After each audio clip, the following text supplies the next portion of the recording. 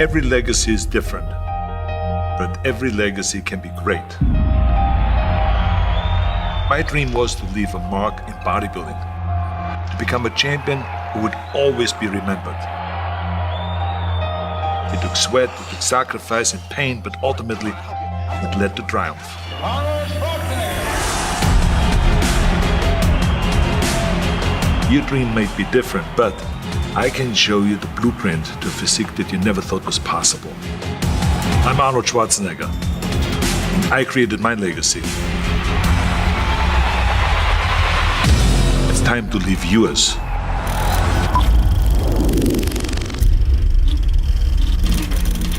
The biggest name in competitive bodybuilding is Arnold Schwarzenegger, the current and defending champion of Mr. Olympia. 28 years old, 6'2", 240 pounds. Arnold has held the title for the past 5 consecutive years, in addition to being Mr. Universe 5 times for the world. The most important thing is that you have a vision, that you have a goal. To have that vision that I want to be the greatest bodybuilder of all time, you have to have a goal. Now, it doesn't have to be that specific goal, but it has to have some goal. This is why I always recommend to people, sit down, take your time, and start thinking about why do you want to work out? And then it can't be as crazy as it is. It could be, I want to impress girls. If that's your goal, so be it, but it motivates you.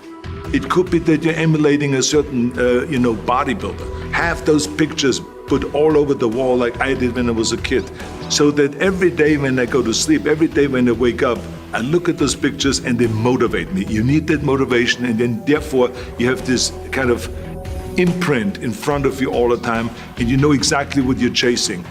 This is why I always smiled when I was in the gym. People always came up to me and says, why are you smiling? You're working out 5 hours a day. You're doing the same as the other guys, but the other guys have a sour face. They're pissed off that they have to do another rep or another set or something. I looked forward to. Why? Because I knew that every rep that I did and every set that I did and more weights that I lifted, I get one step closer to turning that vision into reality. It's getting closer and closer. Incredible satisfaction. I remember that when I weighed 245 pounds, and Bob Rafelson, the director of Stay Hungry, said to me that I'm interested in having you in a movie. And then he said, but I don't want you to weigh more than 210 pounds. So I said to him, well, it's funny you come to me and you want me to be in a movie, but I'm weighing 245, 246. But he demanded that. And he says, look, it's very simple. On the day we start shooting, he says, I'm going to put you on a scale. And if you don't make the 210, you're out. I worked on it. I started visualizing myself very clearly as a lean athlete, because that's the only way I could lose that weight and all of a sudden get interested in running more. Because up until that point, I ran like 3 miles after training or before training or whatever. But now all of a sudden it was 5 miles, 6 miles, 7 miles, 8 miles in order to lose the weight. And I did everything with high reps. And I was watching my diet, what I eat and all those kind of things. And the day before, with Bob Rafelson, he says, let's step on the scale. And I stepped on the scale and I weighed 209. So it just shows to you what is possible if you visualize exactly what you want to look like. So it can go one way, which is that you can lose weight and get trim and get slim and everything, get the abs out and all this, or you go the other way and you gain weight because you see yourself big and you see yourself as a winner of a Mr. Olympia or something like that. I knew all along that it doesn't matter if I go down to 200 or to 160 pounds. Because if I make my mind up, it doesn't matter how much weight it is. This is definitely the hardest part for people, is to stay on a diet.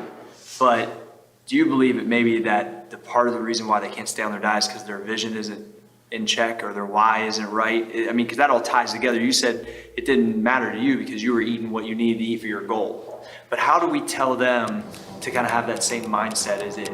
So how can we help them be better when they're watching this and they're saying, as soon as I'm going to download the blueprint and I'm going to change and I'm going to transform myself? Well, to me, is what are you more hungry for? Am I more hungry to be Mr. Olympia? Or am I more hungry to eat like everyone else out there and therefore look like everyone else? You know, to me, I was more hungry to win Mr. Olympia, and I was more hungry and more interested, more excited about the fact of becoming a champion and being ripped on stage and being cut and winning the trophy and all those kind of things, because I knew that if I would just, you know, have a temporary joy here and eat and cheat, I'm most likely not gonna make it. That someone else is gonna walk right by me and someone else is gonna grab the title. Because many times these competitions were very, very close. And I remember especially in 1980 where it was just 2 points. And you know, any mistake could have cost me the title. So this is not a mistake that I want to make. I want to be responsible, that I do everything that I can to be a winner. Yeah, it's just coming. Fingers right across it. Yeah. In my days, we were not as sophisticated when it comes to dieting, and we didn't have the food supplements that are available today with getting definition and, you know, cutting down and all those things. We had food supplements that were really good for gaining weight, but we didn't really have much available to lose weight. So to me, my way of really getting defined and getting kind of a really mature definition, rather than just dropping quickly 10 pounds or 15 pounds with a watermelon diet or something like that. So that's not the right way to go. So I always felt like if I do, instead of 20 sets, 30 sets, 35 sets a body part. So I went all out, especially before competition when I wanted to cut down. It was to pile on as many sets as possible. So yes, you were tired, but so what? You know, I never felt sorry for myself. Let me tell you that it all paid off.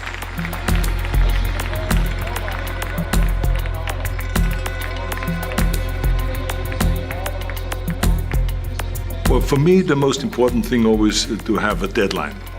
When I, for instance, had a competition, and let's say the competition was in the middle of September, and it was now beginning of summer, so there was no more time to screw around. So there was the time now to get going on a diet, to get going with the training, to not slack off at all, because there was a deadline there. The day of the competition, I had to be in the best shape possible. It was very important to pick that time and to say, this is when I have to be in top shape, and then to work towards that. But it's not just with the competition. It could also be that you say to yourself, the summer starts in June. I'm gonna go to the beach in June, and at that time, I want to be in great shape. So that creates an urgency that makes you really start training hard and taking it seriously. Because if you don't have a specific plan, then you wander around. I mean, you can have the best ship or the best plane in the world, but if you don't have a specific goal where you want to go and when you want to get there, you just drift around and you never get anywhere. I feel the best right here in this area. Okay. Outer head of the bicep. Now, don't freak out when you see this biceps. Okay, I know it's the best here that's in, but myself. oh, please do I so. don't let me concentrate. Okay. Joe keeps saying we should concentrate, and I was concentrating to flex my biceps. I did concentrate. Okay. But the worst thing is that if you lose a competition or if you're not quite reaching your goal because you didn't do everything that you could do. And this is why I say to people, I said, you know, think about that twice, you know, before you grab something else. Stay on your diet, stay focused, and when you have that question, and if you're about to eat and cheat, think about what the goal is. And does this screw up now, or this need to having some fattening food, is this gonna help you? But the key thing again is have the clear vision. Because then you never go to the gym and you say, today I feel down a little bit, I don't know what it is all about, I don't know my life, I'm confused. No, because that means that you haven't even set up your training partner.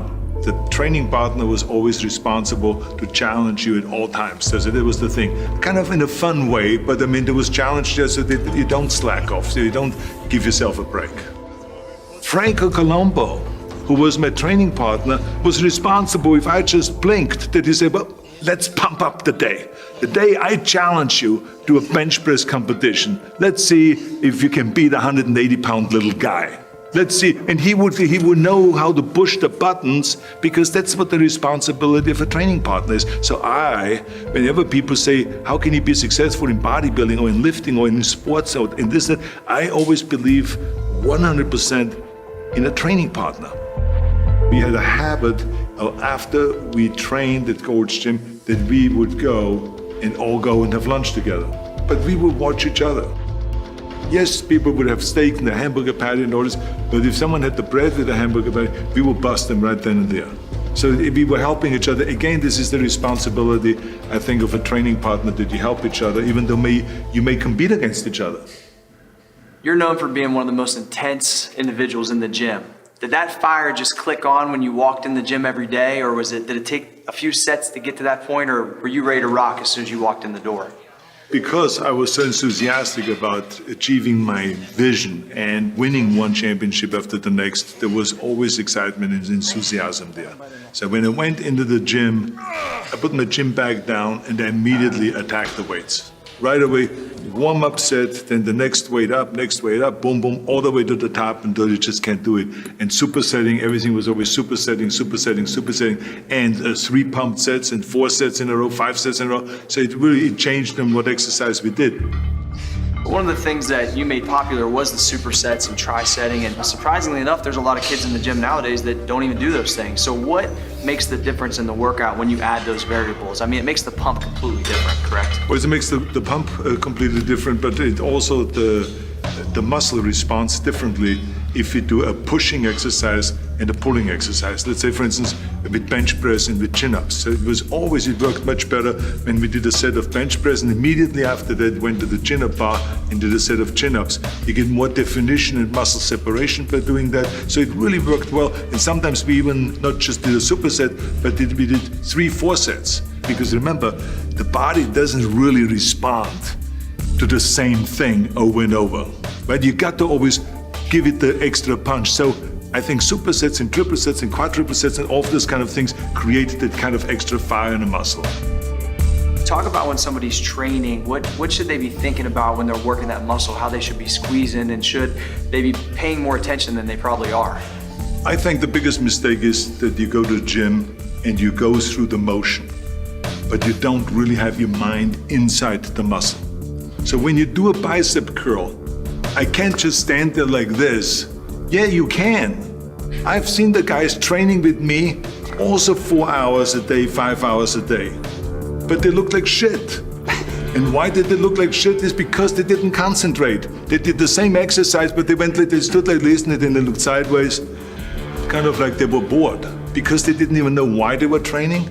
They were not inside the bicep. I tell you, you got to be inside the muscle. So this is the difference. So this is why when I see guys texting, they're not serious. This is Mickey Mouse stuff, you know? You train or you don't.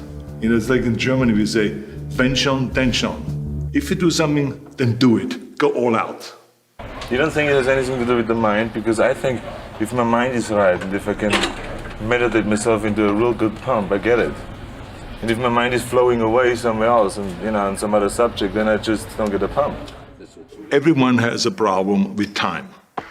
But the day has 24 hours, and we sleep 6. Now, I know there's some out there that say, whoa, I need 8. Well, I say just sleep a little faster.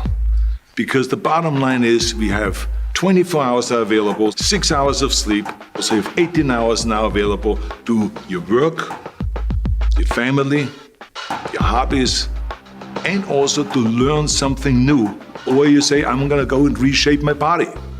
So you're gonna go and take this hour out of your schedule and say, I'm gonna train an hour every day.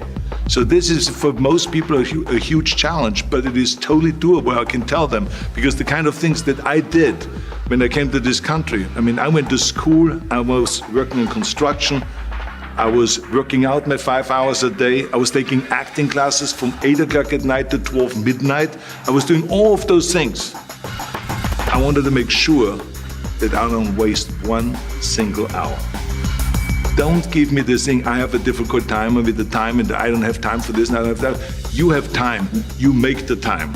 When the President of the United States has time to work out, when the Pope has time to work out, then you have time to work out. The goal is to have a perfect body, a perfect developed body. You have to go on forever. Move to my house and you'll see one. You have to go on forever.